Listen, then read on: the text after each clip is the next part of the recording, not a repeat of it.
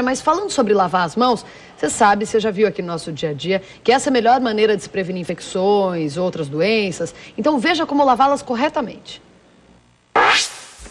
Primeiro, molhe as mãos. Aplique o sabão. Esfregue as palmas uma na outra. Depois, esfregue a palma da mão direita no dorso da mão esquerda com os dedos entrelaçados e vice-versa. Com a mão direita, esfregue o polegar esquerdo e vice-versa. Esfregue as pontas dos dedos da mão direita na palma da mão esquerda e vice-versa. Enxague as mãos com água. Seque com toalhas descartáveis.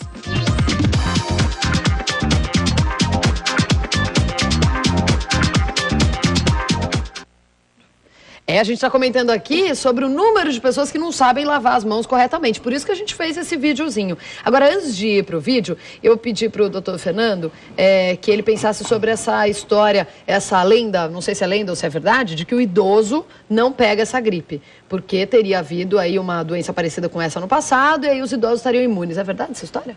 Então, se é verdade ou não, só daqui para frente que a gente vai poder saber avaliando a epidemiologia, né? Mas existe essa possibilidade de que uma parcela dos idosos tenha uma memória imunológica que possa ajudar. Acho que tem um outro fator social, que idoso com chuva e frio sai menos de casa, né? Tanto é que quando a gente programa coisas, agora mesmo, em junho, a gente tinha uma festa junina programada para mais de 700 idosos, vieram 150. Porque estava frio? Porque no dia estava frio e chovendo, então tem essa coisa do idoso ter uma certa autoproteção. Eles são muito espertos, isso sim. Eu adoraria ficar em casa quando chove e faz frio também. Os anos vão dando sabedoria às Claro. pessoas, né? Agora, eu acho que um outro fator importante que a gente tem verificado não só em relação à gripe, a outras doenças infecciosas e principalmente as doenças crônicas, é aquilo que eu estava falando, quer dizer, é levar em conta a complexidade do ser humano, né? Que, por sua vez, por exemplo, a gente tem programas de meditação para idosos, né? E a gente nota uma diferença gritante, né? Inclusive com diminuição de demanda de medicamentos para doenças crônicas, etc. Então, a gente tem que levar em conta a totalidade da pessoa, em todas as idades, mas como eu estou aqui para falar de idoso, então, a atividade física faz diferença, enfim, hábitos alimentares, então ter uma alimentação balanceada, com vitaminas, com regras, né? Então, comer com mais frequência, tudo isso favorece a pessoa está numa condição que é menos favorável a que a infecção ocorra efetivamente. Quer dizer, ela pode ter contato, mas ela não faz doença, né? Então, acho que esse é um aspecto que a gente precisa complementar, porque os colegas estão falando bastante da questão de como não se infectar, né? Mas, assim, uma vez tendo acontecido a infecção, ela não precisa se tornar doença. A pessoa pode ter as suas defesas atuantes e isso não culminar, né? Sempre que a gente abre um espaço para os telespectadores participarem aqui no dia a dia, a gente tem uma resposta imediata, principalmente quando é um assunto assim, né, que todo mundo tem tanta dúvida. A Lorena tem uma pergunta de telespectador, né, que veio direto do nosso e-mail, né, Lorena? Isso mesmo, Patrícia. Tem várias chegando aqui, eu selecionei uma porque a gente está falando ainda de grupos de risco, né? Veio da Márcia Suniga, de Santo André. Ela está preocupada pelo seguinte: o filho dela tem 25 anos, tem bronquite, e ela quer saber, já que ele está no grupo de risco, qual a chance dele de pegar a gripe, se é maior. A outra dúvida dela é o que fazer. Ela está se sentindo muito incomodada pelo fato de você só conseguir adquirir o remédio se você tiver o laudo médico, que nem sempre é confiável e que demora. E ela está dizendo que parece que as pessoas estão morrendo por não ter acesso a esse medicamento. Então, eu queria que a gente esclarecesse sobre o grupo de risco, né? Ter a bronquite, está no grupo de risco. E se muita gente tem essa dúvida, né? As pessoas que estão morrendo é porque não têm acesso rápido ao remédio ou o remédio, em alguns casos, não faz mais efeito? E aí, quem gostaria de responder? Bom, eu posso responder essa.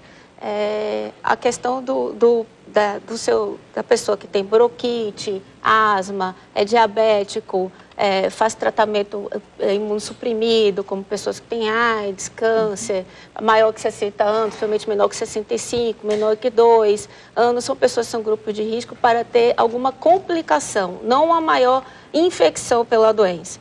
Eles ficando com sintomas de gripe, que é febre repentina, febre maior do que 38, tosse e outras, coriza, alguns casos tiveram alguma manifestação intestinal, mas e o que é a gravidade nesses casos? É ficar com falta de ar, apresentar também falta de ar.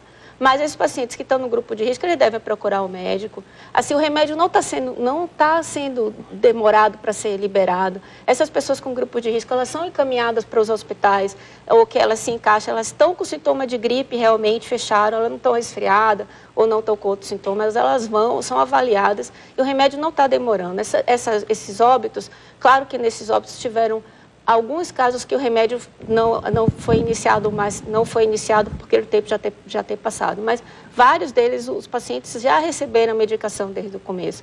Os óbitos, no geral, são por complicações, como pneumonias, como outras questões que podem acometer após a infecção pelo vírus.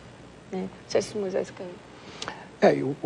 A questão é encarar que esse grupo de risco, ele não é um grupo de risco para essa epidemia de gripe. Ele é um grupo de risco para doenças infecciosas.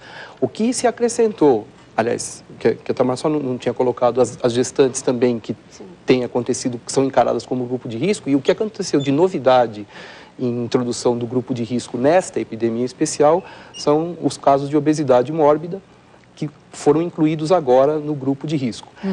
Na verdade, a gente começou a ter uma epidemia de um vírus novo, apesar de ele ser um vírus de gripe, e a gente vai ter só, a cada dia, o acompanhamento da evolução. Essa evolução vai ser acompanhada a cada dia e, com as modificações, as medidas vão ser tomadas. Os quadros de óbito que ocorreram, eles, como a Tamara falou, eles tinham a medicação ou o quadro é muito grave.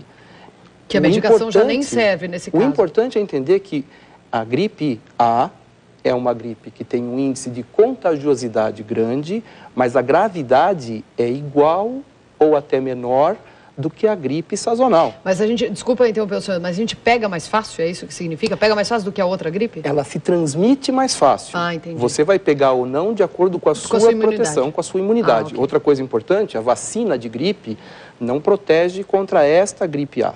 Aquela vacina a vacina de gripe que se toma, ela protege contra a gripe sazonal, não contra essa gripe A.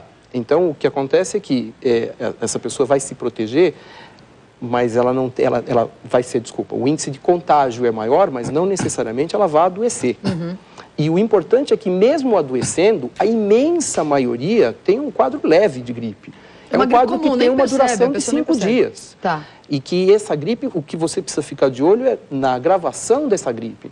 Como a Tamara estava comentando, Fernando, também a questão da agravação do quadro respiratório. Isso é o que a gente tem buscado detectar de forma mais precoce para que o tratamento possa ser instituído de forma, no momento mais adequado.